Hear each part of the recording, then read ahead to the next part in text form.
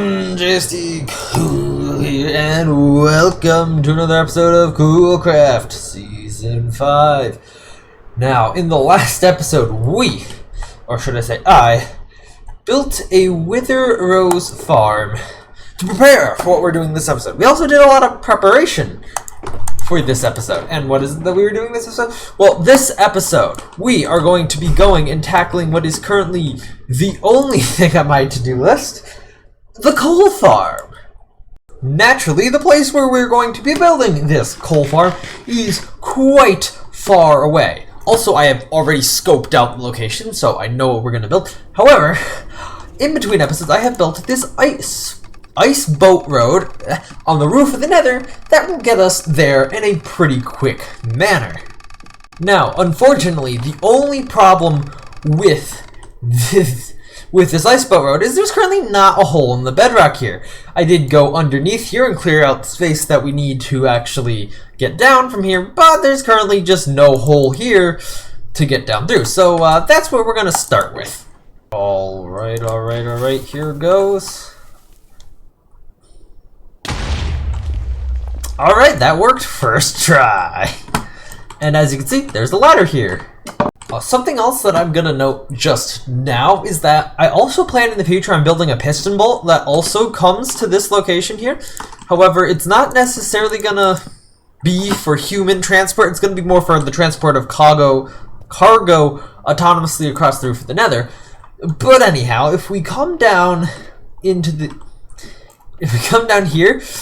we can see a bit of a room here where I was actually searching for this piece of bedrock, which was capable.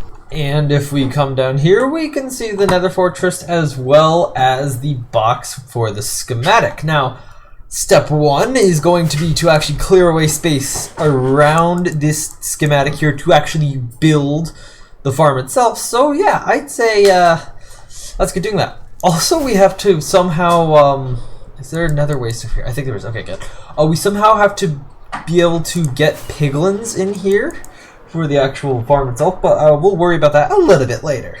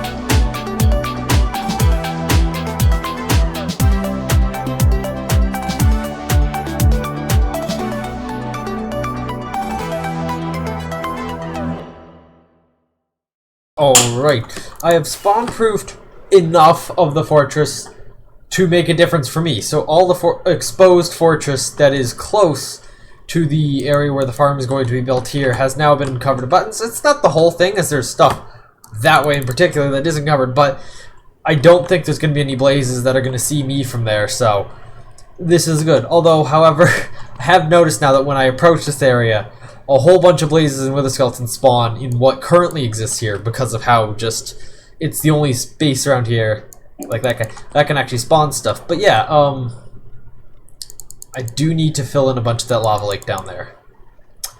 So actually, I guess I'll get doing that next because that's also an important thing that has to do. So yeah, I guess let's get on to that. I'm just really procrastinating actually building the farm at this point, aren't I? Alright, a lot. And I mean a lot of white concrete later. This area is filled in, and so now I have to unfill it in order to actually be able to, well, build up the farm and storage system and stuff itself. So yeah, I gotta go do that now, and I'm also gonna end up dealing with all the small lava pockets that I wasn't able to deal with, so yay! A while later, and yeah, dug down the drainage area here. In fact, I've removed a bunch of the corner netherrack that was here. And so yeah, this is going to be perfect to build the farm down here. I think I'm going to remove some of that up there. But yeah, next, I guess I actually got to build the farm itself. So yeah, let's do that.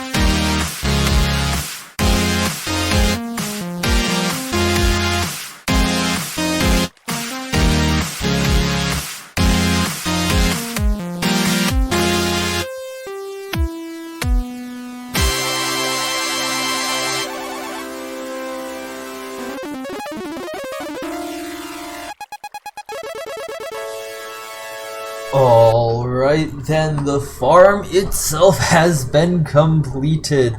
I can actually go... I mean, you saw it in the time, but yes, this is similar to the design I built in the last 2 seasons. However, this time there are 3 layers instead of 1. And also a much different part down here. But, however, there is one little thing that we do have. Okay, I cannot land on this apparently. It's probably due to the schematics confusing me, but yeah. There's one currently little problem, that all the skeletons just immediately die when they fall. And also, actually, none of the observers' clocks here are running because I didn't want to get annoyed by them. But yes, I need to put a block of powdered snow right there, which I have right here. I just didn't put it in because I knew that there would inevitably be a blaze that would be shooting by and just destroy it. So, we'll go put it in now. And then all we'll have to do to get this farm operational is spawn proof. I guess I also have to do the item sorters. But now the farm should actually be fully functional. So, yeah. Now on to, I guess, the perimeter. Alright, so my English class was cancelled, which is completely irrelevant to you and the timeline of this video. But that means that I actually have some more time to work on the perimeter here. So, well, first thing we're going to do is we're going to go and buy the wood from JRD Cool to actually do the button perimeter. And I believe he has it right here. And I've actually brought the shulker boxes this time. So, yeah, what's that, 41 diamonds? I'll pay that after I pick it up.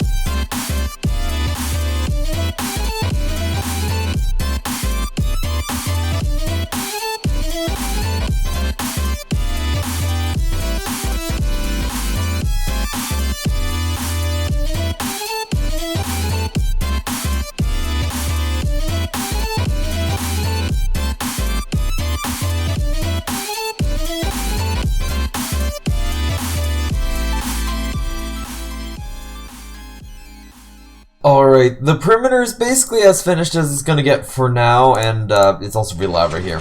But, as I have found out, we're in hard mode now, which means starving to death is very much a thing that can happen. So, yeah, I'm gonna acquire a few beacons and put them up here for the regeneration, and the other effects couldn't hurt as well, right? Right, the beacons have been put in, and so now this farm should be fully operational.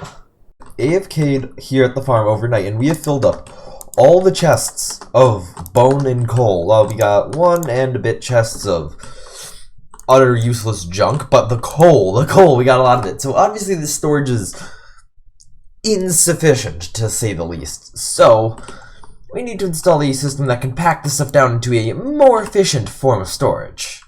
So yeah, let's get doing that. Alright, I have refactored the storage system into a more crafting thing apart from the skulls, just because I have yet to do anything like that. But anyhow, after that it's all piped down into this stream of hoppers here, which then goes into this wall, up into that tube there, and up onto the roof of the nether right here, where, as you can see, a whole bunch of stuff is waiting. So now we gotta actually build a storage system here on the roof that is gonna store all of this stuff. Alright, then the storage system on the roof here is finished. So, as you'd expect, the items come up through this block here, then get picked up by a hopper minecart, because that was apparently the only reliable way to do it.